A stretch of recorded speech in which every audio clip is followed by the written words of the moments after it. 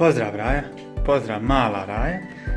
Danas imamo jednu novu igračku koja se zove toranj sa različitim bojama i istim oblicima, ali 5 komada.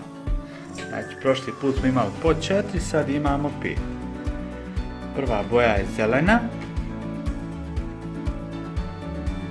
druga boja je plava, treća boja je naranđasta, četvrta boja je žuta i peta boja je crvena.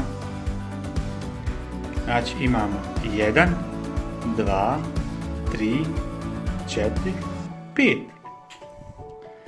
Prvu koju ćemo nabaciti je zelena. Ona je najveća, ona ide prva.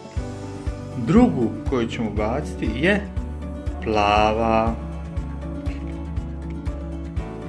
Treća koja ide na vrh gore je naranđasta.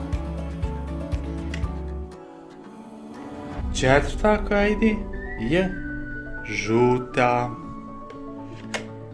I peta koja ide na vrh je crvena. Hajmo ponoviti boje još jednom i broj komada.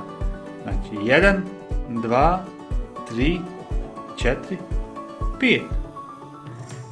Zelena, plava, naranđasta, žuta i crvena. Hvala, čao!